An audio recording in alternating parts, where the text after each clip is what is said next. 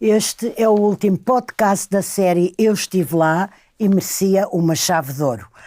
E então resolvi convidar duas gerações de mulheres que escolheram a política. Não interessa tanto se a escolheram em exclusividade ou não, a escolha vale por si própria e sobretudo também porque é muito interessante a política pensada, sonhada, idealizada, concretizada no feminino. Eu convidei a Cecília Meireles, deputada, advogada, ex-membro do governo e uma cara grande do CDS e atualmente comentadora política da SIC Notícias. Convidei a Teresa Patrício Gouveia, licenciada em Gestão de Empresas, fez um mestrado em Gestão de Informação da London School of Economics e neste momento trabalha na JSD da Distrital de Lisboa, onde coordena o Gabinete de Economia e Finanças.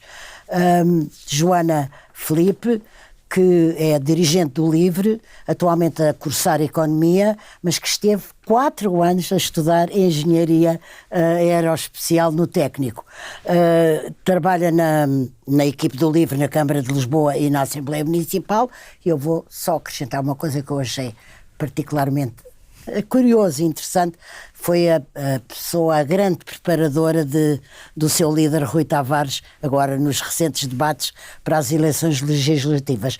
Ana Catarina Mendes, atual deputada ao Parlamento Europeu, neste momento deputada como cabeça de lista de Setúbal, membro do governo de António Costa, na política há muitos anos. Agradeço a todas estarem aqui comigo e vou começar pela Benjamina, a Teresa, que é saudemos a juventude, e vou começar por, como falei de escolhas, escolheu a política ou acha que foi escolhida pela política? Não é a mesma coisa? Não é, certamente. Então, antes de mais nada, muito boa tarde às 4 e queria agradecer à Maria João pelo convite, mas passando à sua pergunta, eu cresci numa família em que a política sempre foi um tema e eu felizmente estou rodeada de bons exemplos de pessoas que, apesar dos seus defeitos e com as suas qualidades e características, tentaram prestar serviço público e os seus exemplos próximos inspiraram-me. Um deles, inclusive, vivia na minha própria casa e o meu pai, que dedicou a sua vida a enaltecer a história de Portugal, fazer com que todos os portugueses tivessem orgulho da sua identidade como povo. Mas também, faço também o acrescento, também estava preocupada em rever as questões práticas do dia a dia. Havia alturas que eu chegava à casa pequena e via-o a discutir ideias e debate e soluções com políticas que eu conhecia da televisão, nem sabia os nomes. Mas sempre com muita elegância e discrição. Eu não queria aparecer, fazia por amar o país. E isto, como filha, passa uma atitude perante a vida que marca. Mas isto, no meu contexto, eu escolhi a política, foi uma decisão livre e consciente minha, por querer fazer da minha vida algo útil, querer que a minha vida fosse um instrumento para melhorar a vida de muitas e muitas pessoas, ir ao seu encontro, analisar os seus problemas, apresentar-lhes soluções. E pensei que na política podia ter o espaço onde podia dar o meu pequeno contributo. Deixa-me só acrescentar uma coisinha. Falou do seu pai, e bem, e merecidamente, mas eu não posso esquecer-me também que é a sobrinha direita de uma ministra dos Negócios Estrangeiros, da Cultura e do Ambiente, que é a Teresa Patrício Gouveia. Também colheu alguma coisa dali? Da minha tia? Sim. Também colhi. Da minha tia, eu acho que mais do que propriamente conteúdo nas temáticas que a minha tia defendia era a minha tia tem uma firmeza de ir atrás do que quer. Também colhi um pouco, não diretamente, mas das histórias do meu tio António, Patrício Gouveia, chefe de gabinete do Dr. Sá Carneiro, que infelizmente que eu não conheci. Se despediu com ele, Sim, que eu não conheci, mas pela história, especialmente que o meu pai me contava, eu detetei também que tinha um grande sentido de missão. Temos aí uma grande galeria. Sim, certamente. Ana Catarina, quem interpelou quem? Você ou a política? Eu acho que eu. Não, mas como é uma escolha, eu acho graça a saber como é que chegaram lá. É uma escolha de quem cresceu toda a vida numa família de antifascistas, de exilados políticos que chegavam à mesa dos meus avós ou da minha mãe, e onde nos habituámos a discutir sobretudo o passado e como é que com as aprendizagens do passado podíamos fazer o futuro. Eu, na verdade, acho que fui mais escolhida eu pela política do que eu a escolher a política, porque eu tive sempre as minhas missões nas defesas dos direitos humanos, nas defesas daquilo que eu achava que era mais justo para as pessoas, como na escola secundária, com as questões da PGA e as manifestações contra a prova geral de acesso na altura. E depois, quando Jorge Sampaio foi, já contei isto várias vezes, quando Jorge Sampaio foi candidato à Câmara ou à Não, em 1981, às legislativas de 91. Sim. O meu irmão mais novo, António Mendes, que me disse: vem como independente fazer a campanha do Dr. Jorge Sampaio. E nessas eleições que perdemos estrondosamente contra o professor Cavaco Silva, eu disse: bom, então agora que se precisarem da minha ajuda, claro, eu vou ajudar. Mas não... As derrotas podem ser mobilizadoras. Eu acho que as derrotas são mobilizadoras porque nós temos mais consciência e convicção daquilo que queremos para o país, para depois, quando chegarmos ao momento de podermos decidir, também já termos essa aprendizagem e essa segurança, entre aspas, se é que é possível. Mas eu acho que a partir de uma determinada altura foi inevitável a escolha, porque entre o direito, o querer fazer uma ONG de direitos humanos, o querer experimentar outros mundos, acabei por sempre assumindo um conjunto de desafios dentro do Partido Socialista que me levou a desempenhar as várias funções que já desempenhei e tenho desempenhado. Joana Filipe, a política porquê? Não tenho este contexto familiar de que a Teresa falava. De facto, quer dizer, alguém escolher como profissão ser político não é eu própria ainda não sei se fiz essa escolha consciente, mas quer dizer, cresci num contexto em que preocupava-nos aquilo que estava a acontecer, discutíamos à mesa, pessoas muito opinativas, 31. E portanto, dar a minha opinião e ter opinião e estar na mesa dos adultos a participar nessas discussões foi sempre uma coisa que eu fiz e que me dava imenso gozo. Mas só bastante mais tarde, e lá está, depois na faculdade, comecei por um curso em Engenharia Aeroespacial, que tudo pode desaguar na política, mas não é a escolha mais óbvia. Mas foi depois de mudar para a economia e alguns no meio, fazer um semestre no Peru, em que por uma série de coincidências fiquei também, quer dizer, fiquei e é aquele clichê de de despertar até e ganhar uma consciência, não uma consciência que já a tinha, mas uma noção de dever, de fazer algo porque lá está, porque confrontei-me com uma realidade e num período muito tumultuoso também da política no Peru, e conheci pessoas politicamente também muito ativas exatamente, e então entendi que devia também eu lutar por um lado por aquilo que já eram conquistas e direitos e garantias que nós tínhamos em Portugal, mas que dávamos em grande medida damos por garantidos e que não temos às vezes consciência do quão extraordinários são, e que de todo não é quer dizer, não são inevitáveis e não são, mais uma vez, não são garantidos, e por outro lado tentar avançar nesse projeto e depois às tantas naquilo que são as minhas ideias ou aquilo com que eu me identifico. Mas... Já lá vamos às ideias. Cecília, a mesma coisa. A política apareceu como? Olá, antes de mais, obrigada pelo convite. A primeira pergunta, eu acho que fui mesmo eu que escolhi a política e não a política que me escolheu a mim. Eu estava a ouvir-vos e estava a pensar. De facto, na minha família falava-se de muita coisa, de maneira muito crítica e muito viva, havia discussões muito vivas, mas política, não posso dizer que não se falasse em política, mas francamente era a última coisa de que se falava. Antes de se falar em política, eu lembro-me, eu almoçava até há muito pouco tempo todos os domingos em casa dos meus avós. O meu avô era pintor e professor de Belas Artes e, portanto, falava-se o almoço inteiro de pintura, de arte, de literatura, de música, política.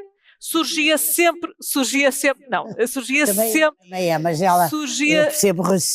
sempre como a última coisa de que se falava, e falava sempre num tom bastante crítico e apartidário, sobretudo.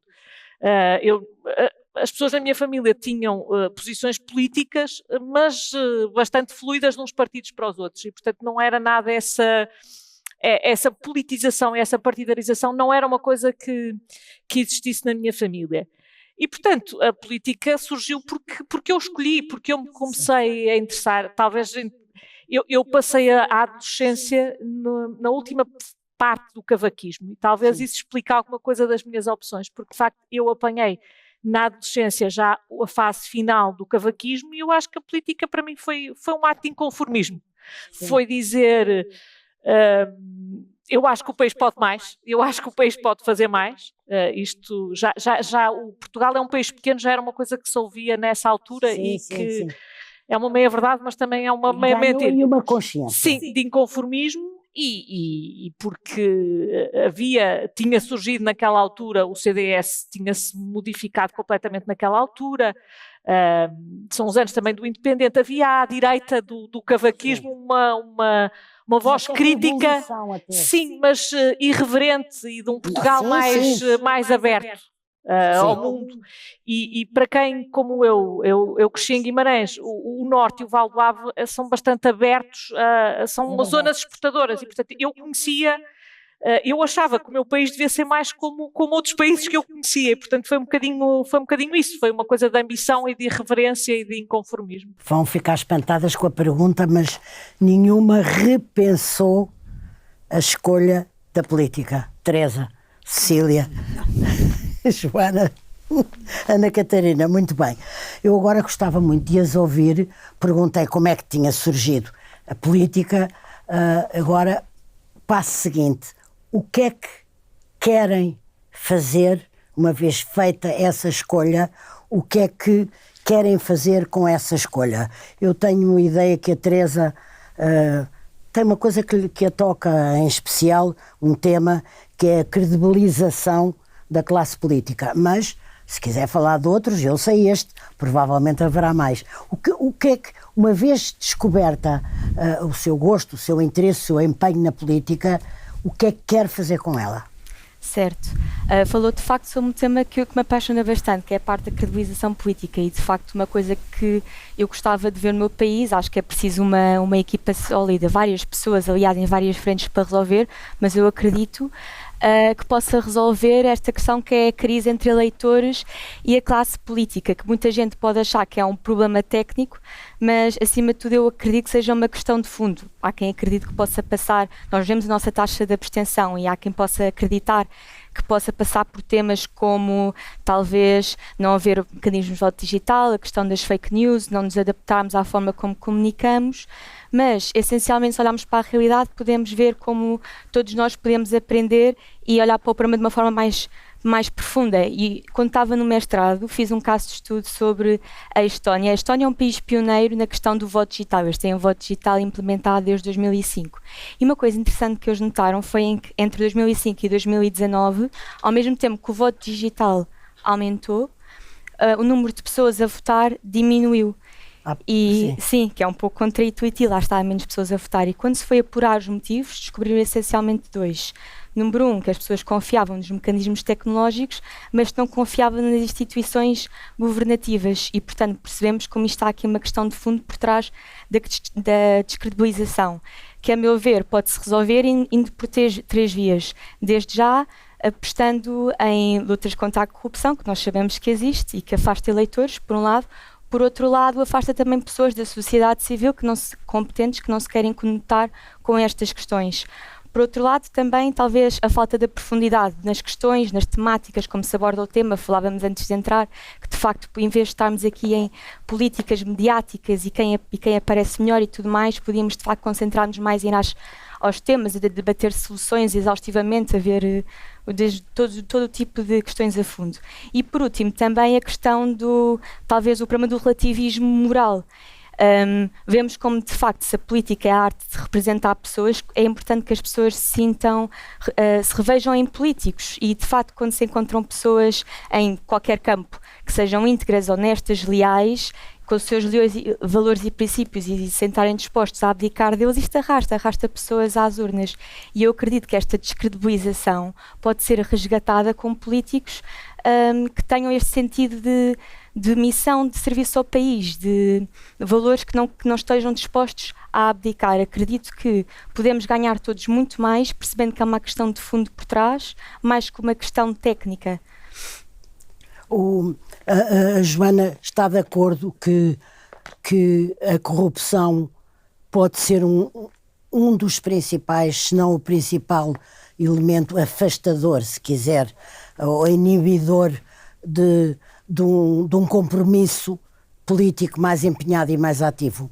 Eu acho que mais do que a corrupção, até porque não é fácil medi-la e ter uma noção clara da sua dimensão, eu acho que a percepção de corrupção é de facto um dos componentes, um dos fatores que afasta as pessoas da política e de uma intervenção mais participada, e lá está, de conceder esse benefício da dúvida e de nos sentirmos efetivamente representados por quem elegemos, mesmo quando participamos no ato eleitoral. Acho que não é de todo o único fator que afasta as pessoas. Eu perguntava se podia ser um dos mais fortes, claro que não é o único. Lá está, acho que pode ser acho que a percepção de corrupção e que vem e que é utilizada e instrumentalizada porque de facto, enfim, traz à flor da pele um sentimento de injustiça e de pouca decência. Também, e que é muito visceral nas pessoas e que é muito fácil de compreender e acho que mais ou menos as pessoas conseguem lembrar-se ou pensar em casos particulares daquela pequena corrupção que vamos assistindo no nosso dia-a-dia, que nem é aquela que tem de facto relevância e dimensão para ter um significado e para ser considerada corrupção propriamente. Mas são esses episódios anedóticos e que depois são usados às tantas também com motivações antidemocráticas, mas para promover um certo tipo de narrativa, lá está, de desconfiança e de afastamento, e estou a falar, claro, dos populismos. Pode ser uma faca de dois gumes, não é? Exatamente. A utilização, exatamente. Sem querer menorizar a questão e a gravidade da questão. Que existe, mas de facto nós não, por exemplo, em Portugal, muito concretamente, não existem dados de que haja mais corrupção hoje em dia do que havia há 20 anos atrás, de todo. O que há é uma percepção diferente e uma mediatização, e é normal na informação. Era isso que eu ia dizer. Há uma percepção aguda, mas ela é talvez ampliada ou agravada pelo palco que a mídia lhe dá. Põe-a na montra permanentemente. E portanto, isso também não ajuda a equilibrar e a trazer a verdade das coisas como elas são ao de cima. Ana Catarina já esteve como deputada, e está agora neste momento, está-se a candidatar ao Parlamento Europeu, já foi membro do governo, ministra de António Costa, começou muito jovem, contou agora a interessar-se pelo que se podia fazer através da política e com a política. Concretamente, a si, o que é que quer fazer? A Ana Catarina, o que é que quer fazer com essa escolha? Eu posso querer fazer muitas coisas, mas eu julgo que um dos tópicos e dos temas que mais tratei e que vai ao encontro de tudo aquilo que me moveu ao longo dos tempos na vida política e como cidadã, foi mesmo a questão das migrações e da política de migrações, de como é que nós conseguimos encontrar um país que acolha a diversidade, que entenda a diferença, que respeite essa diferença e que consiga manter Portugal nos níveis de padrão que tem mantido ao longo dos últimos 25 anos, de um país que tem boa legislação, e muitas vezes não vale a pena ter só boa legislação. Nem é possível só ter boa legislação. É preciso depois saber arrancar os projetos no terreno. Isto tem a ver com uma coisa, para mim, muito essencial para quem está na política e vê a política como missão, que é o tratamento com dignidade de qualquer cidadão. E por isso, se eu posso dizer o que é que eu quero continuar a fazer, quero muito que a política sirva um bocadinho ao encontro do que dizia a Teresa e a Joana, porque julgo que são dois temas muito importantes nos dias de hoje para quem está na política ativa e a 100%. Que é a credibilização e a Uma é quando nós representamos aqueles que nos elegeram e aqueles que acreditaram em nós, e o primeiro contributo que um político pode dar para a credibilização das instituições e para a credibilização da vida política que no fundo somos todos nós, claro, é mesmo cumprir aquilo a que nos propomos fazer quando estamos em campanha eleitoral. E isso eu acho que é absolutamente decisivo. Em segundo lugar, o respeito pelas instituições. A mim, que entrei na Assembleia da República com o Dr. Almeida Santos como Presidente da Assembleia da República. muito bem. Que me cruzei com pessoas extraordinárias em todas as bancadas, onde foi possível fazer discussões políticas muito acesas. Lembro a interrupção voluntária da gravidez. Foram discussões muito, muito acesas, mas sempre com enorme respeito entre as várias bancadas, entre as várias posições que cada um de nós tinha. No final, votávamos. Hoje eu olho para o Parlamento com uma apreensão muito grande. Está-me a tirar a pergunta da boca. Porque sinto que o Parlamento está deslaçado, com mais maioneses. Que as pessoas se entrincheiraram, desculpem esta expressão, e que está cada um no seu canto e que não percebem que isso esmaga a democracia. E o que suporta e melhora a democracia nestes 50 anos da democracia é a mesma capacidade que nós temos de, respeitando as opiniões de cada um, construirmos em conjunto e de dialogar em conjunto. E por isso, a minha missão daqui até ao final dos meus dias na política é mesmo preservar, aprofundar e defender a democracia. Em segundo lugar, esta questão da corrupção.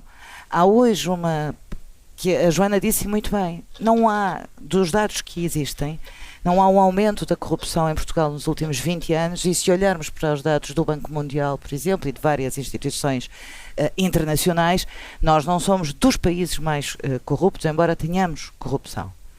O problema que hoje, e que mina a credibilidade das instituições, nós hoje temos e que julgo que tem que ser combatida, é esta questão de quanto mais informação, mais mau uso dessa informação pode ser dado. As percepções que vão sendo criadas são percepções que depois, se não são confirmadas em factos, e quando são, por vezes não se faz caso. Mas deixe-me só chamar a atenção para uma coisa. É evidente que a mídia as amplia e por vezes mal. Mas eu hoje li uma notícia segundo a qual de centenas de autarcas, de presidentes de Câmara, uma percentagem, apesar de tudo assinalável, estava com um processo de justiça, estava com questões de justiça. E vou dar dois exemplos. Só outro exemplo.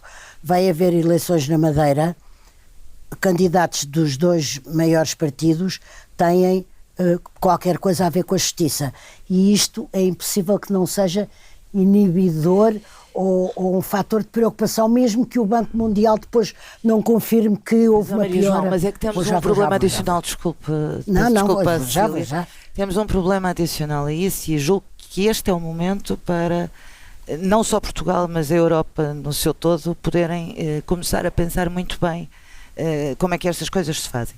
Nós não podemos ter uma justiça que coloca cá fora um conjunto de dados e que depois demora anos e depois ou não faz caso deles. Ou não faz caso deles, ou não se resolvem, ou não se arquivam. Agora é mais um processo, agora é mais uma prescrição. E isto mina também a confiança que os cidadãos têm naqueles que foram os seus eleitores, porque se prevaricou, tem que ser condenado. Se não prevaricou, não devia ter sido julgado na praça pública. Arrastar-se no tempo indefinidamente. Esse é outra das dimensões das nossas democracias que tem que ser repensada. Cília, é um dois em um. Isto e era sobre isto, porque eu estava a ouvir e estava aqui a dizer com vontade de intervir por isto.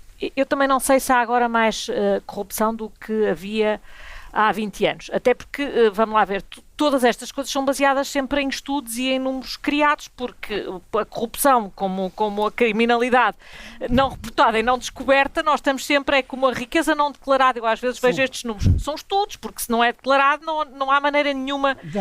Há alguns dados que podem indiciar. A questão não é essa, é que de facto a percepção é muito maior.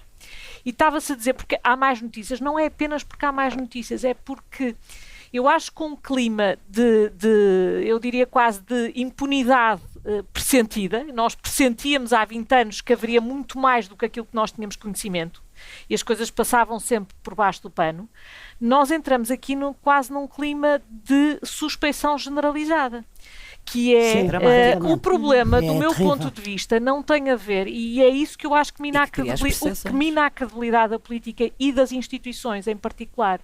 Porque é isto, eu não vejo problema nenhum em que metade dos autarcas estejam sob investigação ou até sejam arguidos.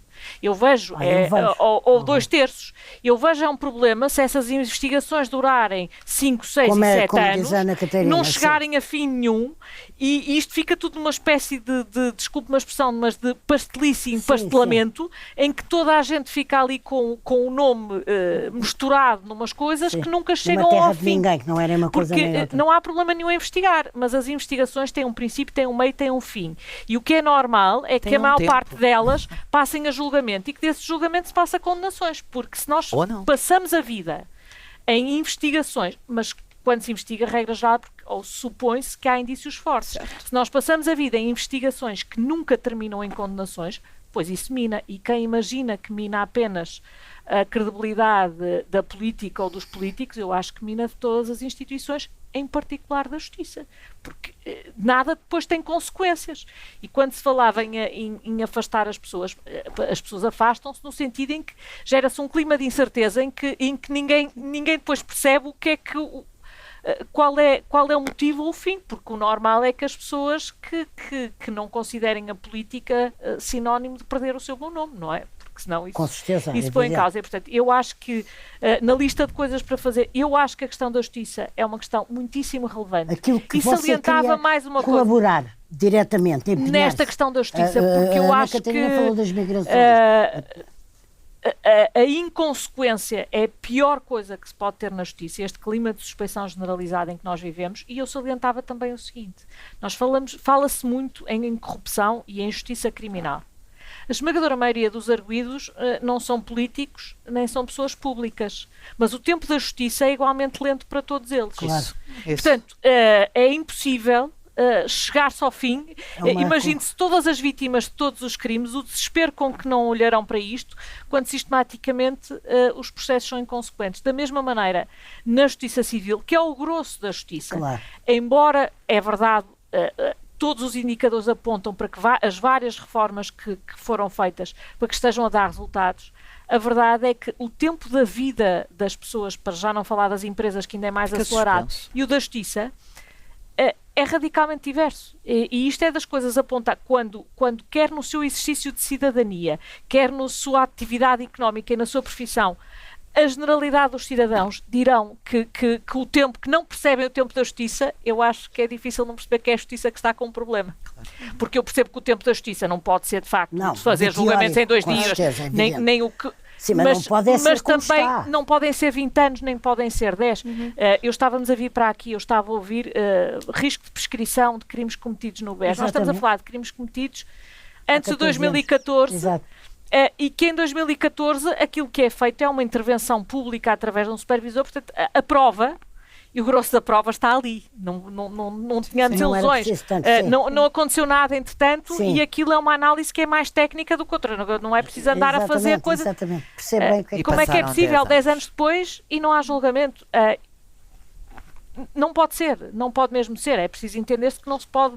As investigações não podem levar anos e anos e anos. Isto não tem lógica. é o tema que mais, na sua atividade, na sua intervenção É um política, dos temas, porque eu noto que mesmo os Que mais agentes a da mobiliza. justiça estão desgastados com isto, estão muito habituados a um não funcionamento disfuncional, estão completamente de costas voltadas também para as instituições políticas e faz muita confusão porque, na realidade, aquilo que se vê é toda a gente a resmungar, quer governantes, quer deputados, legisladores, políticos, autarcas, Claro. juízes, oficiais de justiça, advogados, toda a gente resmunga, mas cada um resmunga para o seu lado, e eu acho que era mesmo preciso 2 ou 3 vozes sensatas que sentassem toda a gente à mesma mesa e que...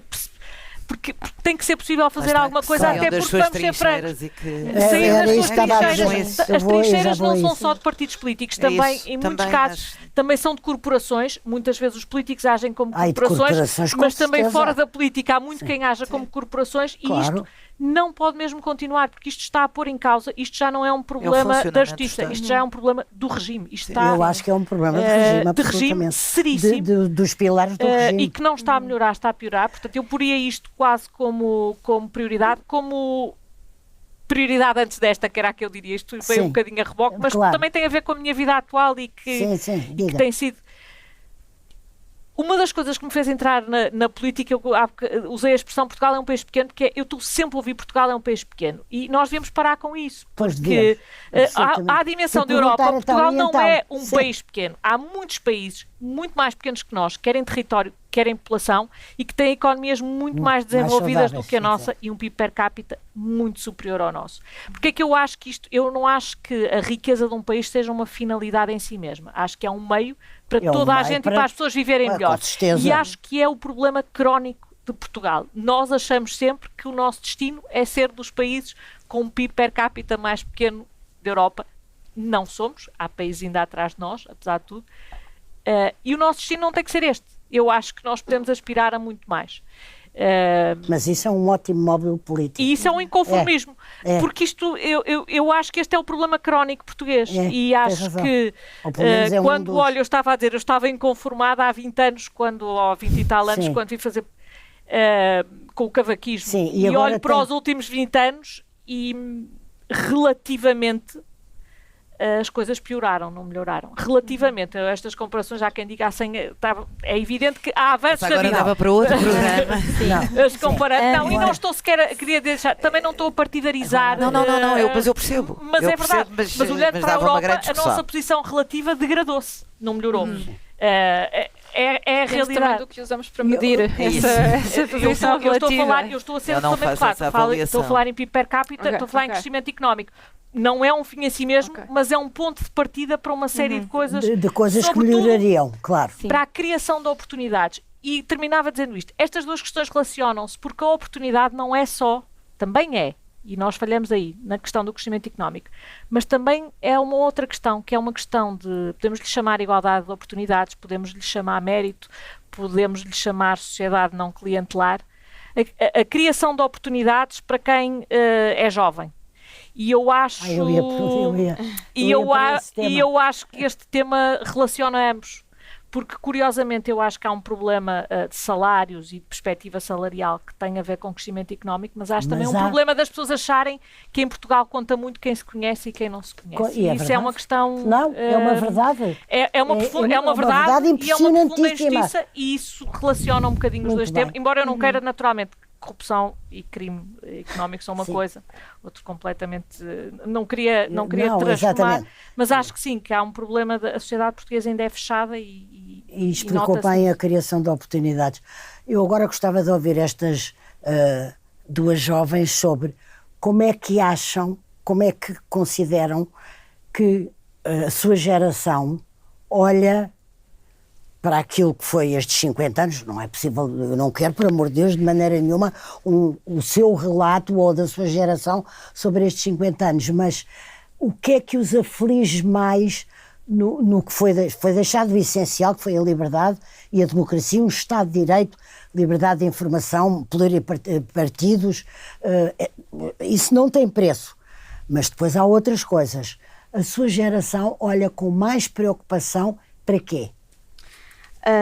Isso é uma ótima pergunta. Eu, se me permitir, Maria João, ainda quando estava agora a fazer o relato final, em que falava sobre as grandes causas que nós temos, há uma que nós não falámos e que eu aproveitava já o facto de sermos todas mulheres, que não queria mesmo deixar de falar e de responder rapidamente à sua pergunta, que é o problema que eu acredito que é o maior problema que o país atravessa neste momento, que é a questão da natalidade. Nós estamos a viver um inverno demográfico.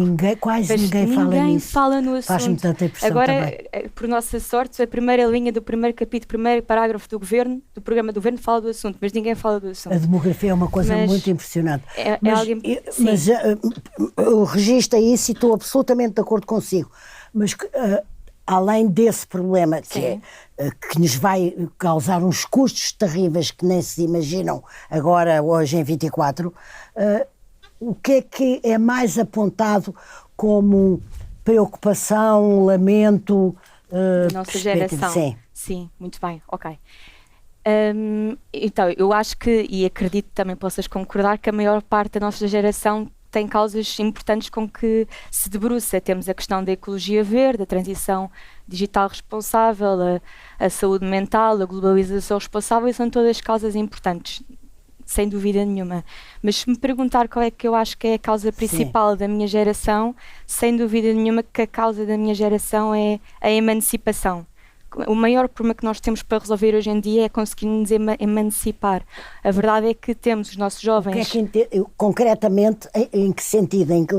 O que é que está a é emancipar? Então, conseguimos ter os recursos e as condições necessárias que nos permitam começar a construir o nosso projeto de vida pessoal, o nosso projeto de felicidade. Nós sabemos que, atualmente, em Portugal, os jovens saem de casa dos pais aos 30 anos. Tardíssimo. 70% dos jovens portugueses, 70% ainda está em casa dos pais. E, de facto, ainda que haja esta vontade, este desejo de se emancipar, torna muito difícil. E há bocadinho eu falava de natalidade, é completamente diferente para uma mulher sair de casa aos 25 ou aos 30 quando quer começar a pensar em ter filhos. Exatamente, é fundar uma família. E essencialmente, também fazendo a ponto com uma coisa que a Sil dizia, era precisamente a parte de como é que este problema se resolve. Essencialmente, eu acredito que seja criando oportunidades económicas para resolver a instabilidade laboral e também para criar mais oportunidades de melhores salários. Nós sabemos que 75% dos jovens recebem até 1.000 euros por mês. A este problema acresce, que não os permite poupar, a este problema acresce o problema da habitação. Sim. Portanto, que é um problema gravíssimo entre custos. Olham para aquilo que também atrapalha a minha geração. Porque percebo, porque tenho filhos e netos e, portanto, posso acompanhar que seja inquietante. Sim, depois há toda a parte da questão da imigração, como consequência. As pessoas, um em cada 3 jovens já está no estrangeiro, e eu posso dizer, e acredito que a Maria João também pelos seus netos, que os jovens, na verdade, querem ficar no seu país, querem ter cá motivos para ficar. Portanto, só precisamos de condições e motivos. Eu conheço alguns que... Mas tem muitas explicações. Mas a pena é que eles gostavam de ficar e não podem. Os meus querem, graças a Deus. Há muitas explicações para muitos dos jovens.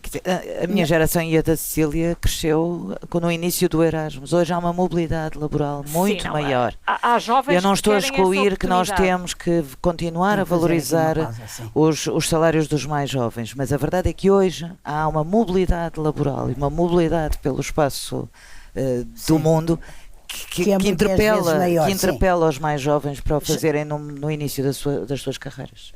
Joana, ouviu já a Teresa a falar da sua geração, a Ana Catarina a contrapor ou a dar uma chega. O que é a maior preocupação ou o que é que faz parte de um leque de preocupações ou de anseios ou desejos que vocês tenham para uma democracia mais saudável, com mais capacidade de resposta, que olhe de outra maneira para vocês?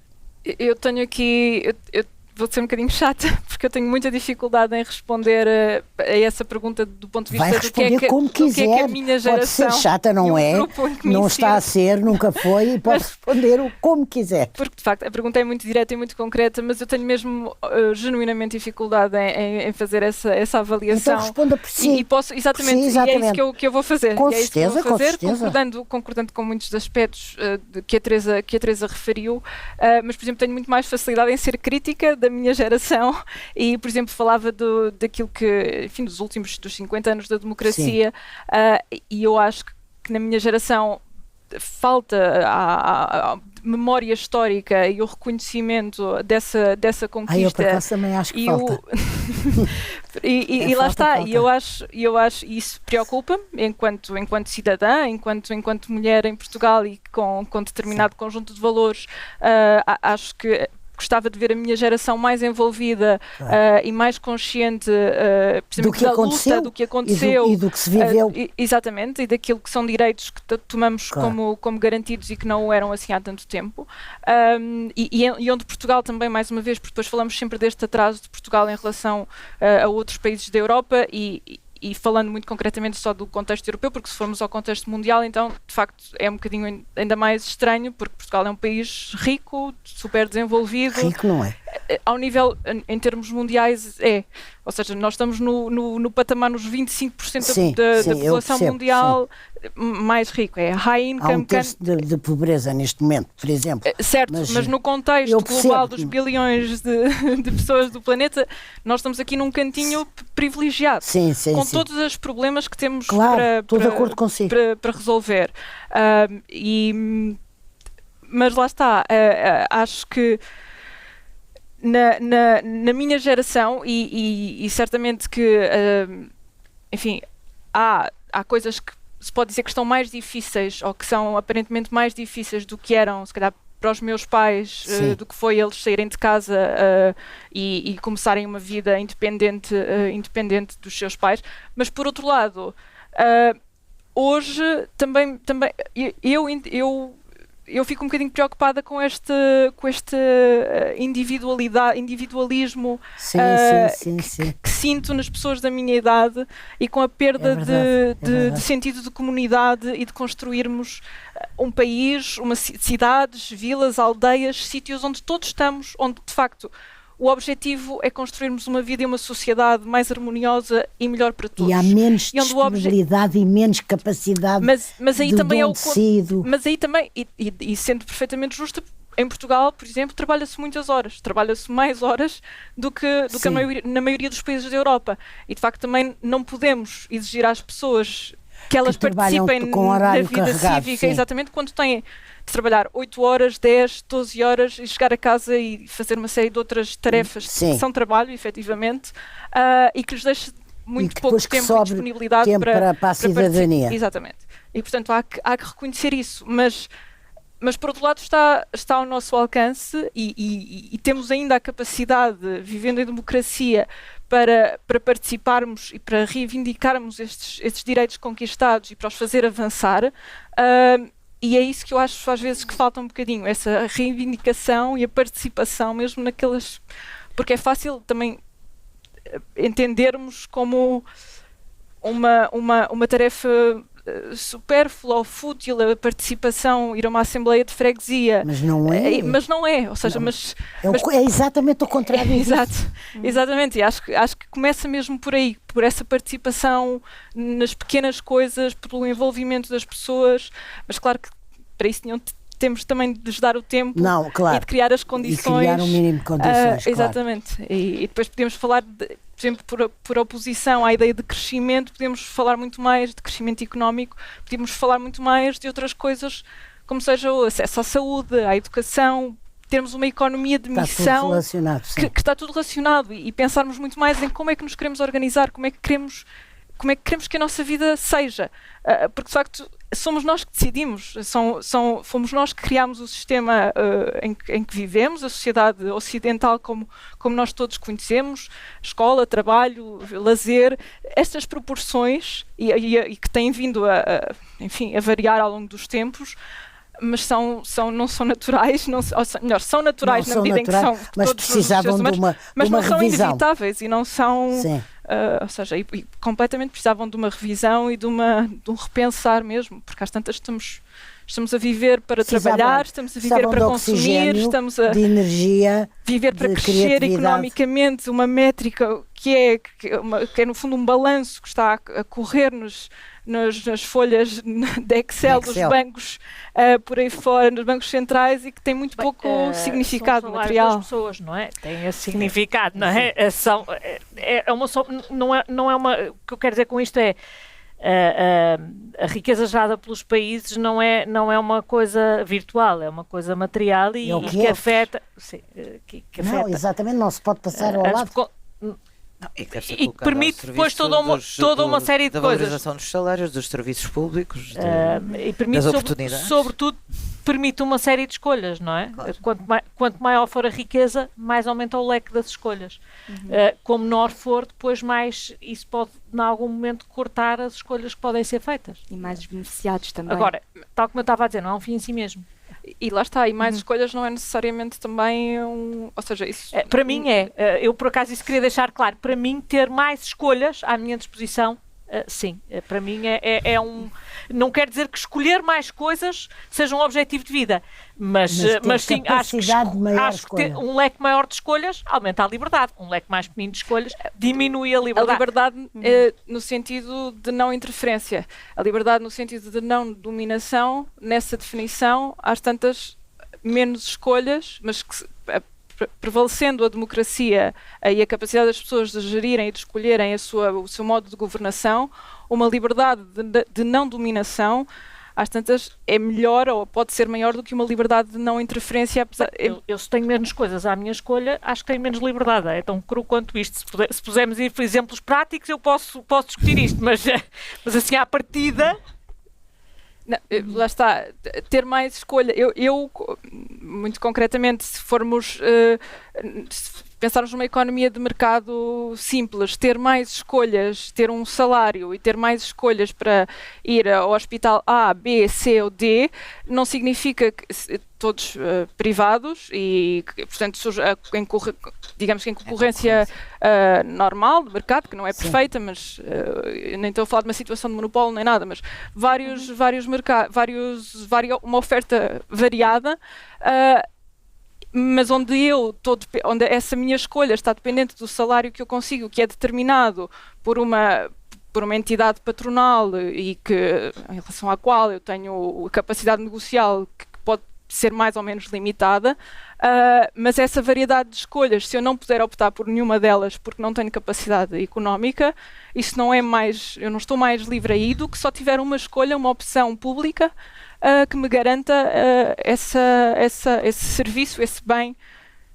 No caso não está livre em nenhuma das opções, não é? Porque numa não tem opção e na outra só tem uma opção.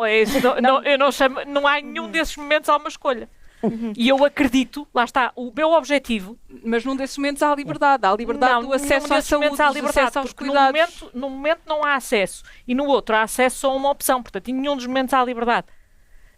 O que eu estou a dizer é que eu acredito numa sociedade em que as pessoas tenham essa liberdade. E tenham essa capacidade individual. A mim também me parece que nenhuma das duas está estritamente em conflito, não são mutuamente exclusivos. Eu concordo com a Joana que a economia tem de estar ao serviço da pessoa, na medida em que todas as políticas têm de estar centradas na pessoa humana, mas também é verdade em que as economias que crescem mais e há mais crescimento, há mais riqueza para ser distribuída. Portanto, acho mais interessante quando há mais para distribuir por mais pessoas, todos acabam por ganhar mais também. A Terezinha arbitrou. Eu agora queria ouvi-las só para terminar sobre a Europa, uma Europa mais federal ou menos federal, que Europa pode vir a sair das próximas eleições, que Parlamento, as divisões que já estão neste momento a ocorrer diante dos nossos olhos, e evidentemente começo com a Ana Catarina, que disse que sim a este desafio ciclópico, posso dizer, não posso, enorme, de ter passado cabeça de lista vitoriosa em Setúbal nas últimas eleições legislativas e agora voar para o Parlamento Europeu. Para que Europa?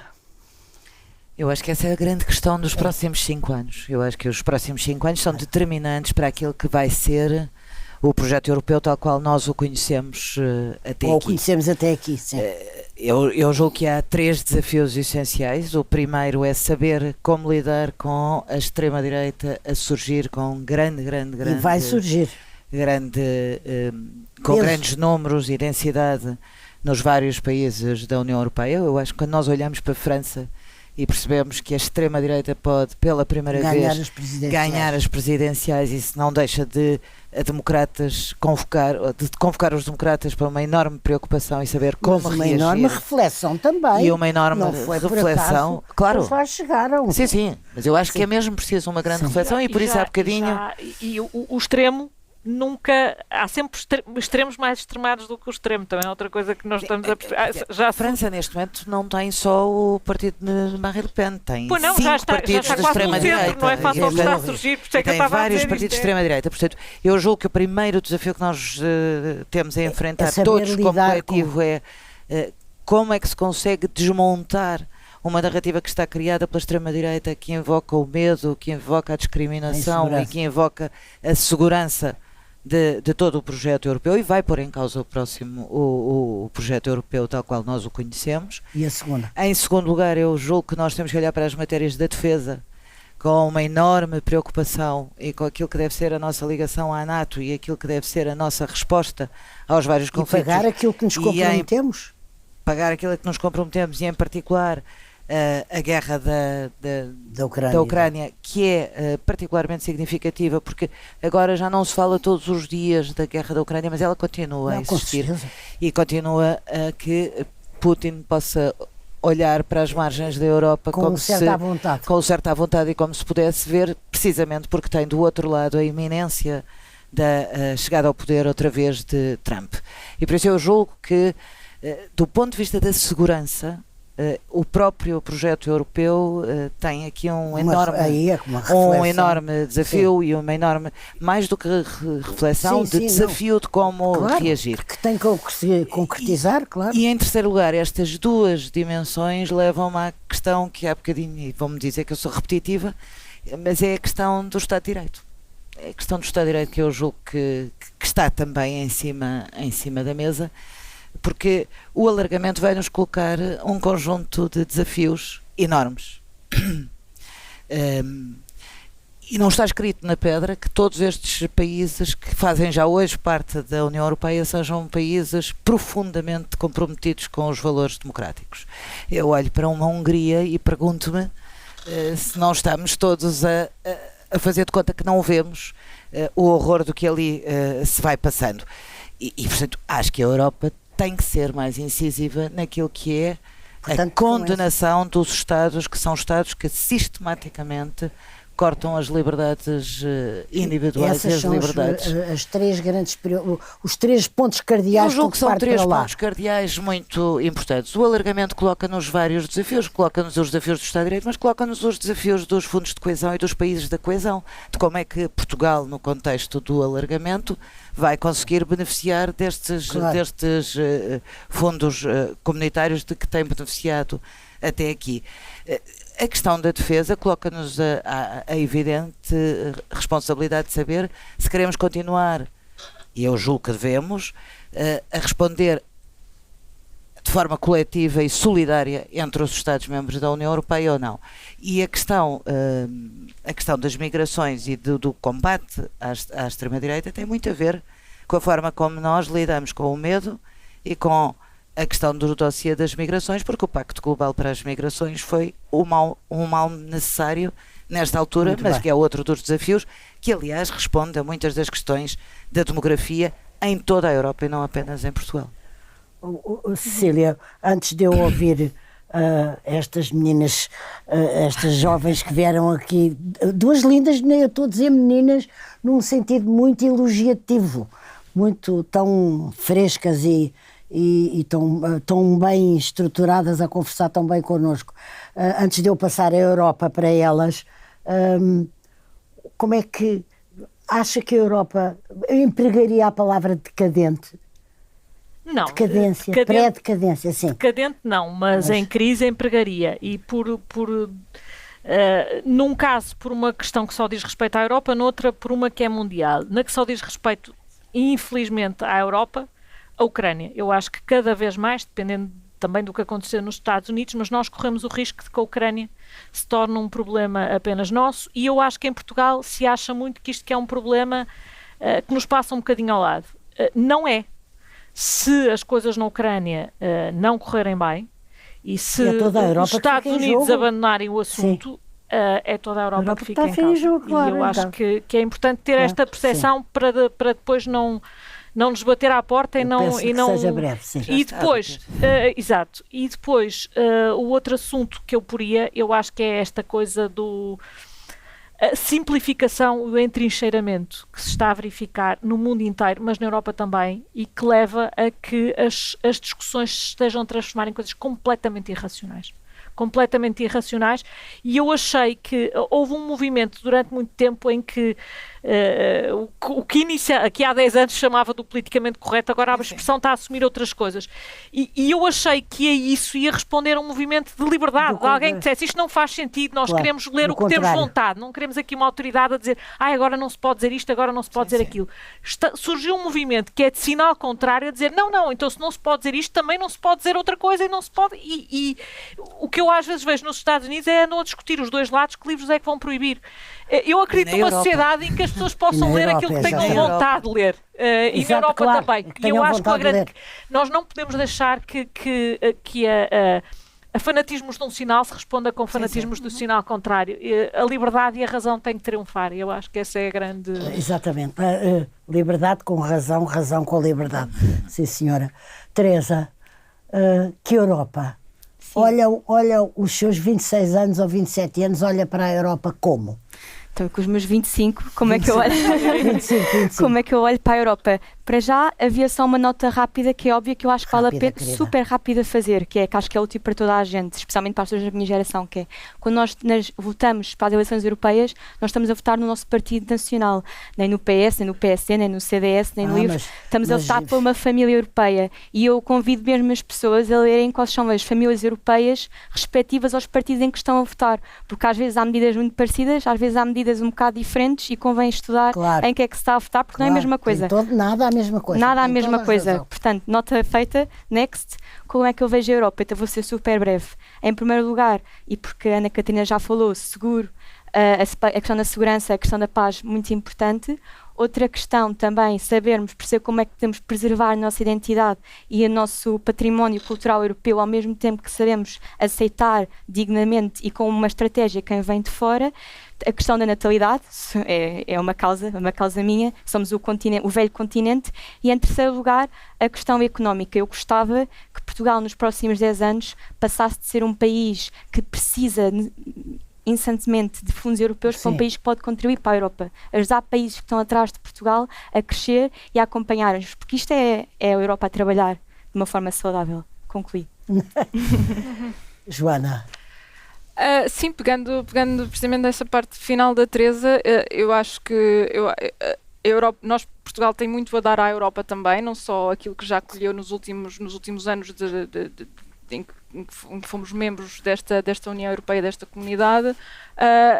O que a Ana Catarina e a Cecília referiram antes obviamente é super importante, claro. E tem de estar no debate político e nesta campanha, e temos de estar muito atentos a estas ameaças à democracia europeia na sua vertente mais fundamental, porque é disso que se tratam, e estas pequenas crises de regime às tantas ao nível europeu podem ter, e suficientes países na União Europeia podem dinamitar, entrarem numa espiral de populismos, porque às tantas depois são muito perniciosos e não são impostos com golpes de Estado violentos, são através do bloqueios exatamente, bloqueios à independência da comunicação social. São pequenas coisas que vão minando a democracia, e que nós todos também nos vamos apercebendo também em Portugal, de que não estamos imunes a elas. Mas eu também, e naturalmente, e não era isso que queria dar a entender antes, Portugal tem de ser capaz de gerar riqueza, e acho que neste contexto de alargamento da União Europeia e de uma inevitável menor dependência de fundos, temos mesmo de ser capazes... É uma obrigação, sim. Sim, e isso tem sido largamente subaproveitado em Portugal, a capacidade que nós temos de gerar conhecimento nas universidades e de o transformar e de fazer de Portugal uma economia de verdadeiro valor acrescentado. Temos universidades extraordinárias, das melhores do mundo, incrivelmente cotadas, mas depois falta fazer primeiro ao passar à prática, é verdade. Exatamente. Falta sermos capazes de fazer render isso. No fundo, de transformar isso, de termos uma indústria que seja... seja... entravam as agendas mobilizadoras do PRR, o conhecimento e a economia e as empresas. Que é absolutamente fundamental e que começa, obviamente, na escola e que vai até ao mais alto nível de ensino e de investigação e a academia, de fazer esse entrosamento depois com as empresas e com a iniciativa privada e cooperativa e, de facto, aquilo que outras nações, igualmente pequenas ou mais pequenas, como a Maria João referia, foram capazes de fazer e de ter essa noção de a necessidade que é de terem conhecimento e capacidade transformadora de criar alguma coisa nova e que tenha utilidade para a sociedade e que daí se possa retirar valor. Portugal não tem sabido dar a devida importância e colocar no centro da política essa necessidade, essa obrigação. É uma causa sua como dirigente do LIVRE. E deixe-me só, para eu ficar certa, qual é a posição do LIVRE, uma vez que parece haver aqui um consenso, mas eu não sei mesmo, da posição do LIVRE em relação à importância que pode assumir para nós europeus e europeias a guerra da Ucrânia. Qual é a vossa posição? É importantíssimo, ou seja, é uma questão absolutamente central e no LIVRE também não tem grandes rodeios em dizer claramente que a Ucrânia se deve e tem o direito de se defender e que neste momento é a linha da frente dos restantes países da Europa, exatamente contra um autoritarismo militar que tem de ser combatido. E da nossa perspectiva, do ponto de vista do apoio à Ucrânia, se há alguma coisa que se pode dizer é que tem sido tardio, as demonstrações de apoio em geral acabam por chegar mais tarde e em menor, com menos robustez do que aquilo que deviam. E obviamente, quer dizer, não somos apologistas. Portanto, estamos aqui as 5 convictas da importância Mas resta saber quando os países tiverem que fazer escolhas. Não, eu sei. Por isso é que eu já acho a Europa dividida, eu e toda a gente dividida. Uma coisa são as intenções, depois outra coisa é quando de facto tem que se gerir um orçamento e obviamente mas, se tem que pôr mais num sítio. 3 gerações aqui que não têm uma dúvida da importância não há um acontecimento, desta guerra que surgiu nas nossas vidas, no nosso continente, há 2 anos. Eu agradeço imenso, não sabem quanto, à Cecília Meireles, à Teresa Patrícia Gouveia, à Joana Filipe e à Ana Catarina Mendes. Foi um gosto acabar o Eu Estive Lá com vocês. Muito obrigada. Obrigada a nós.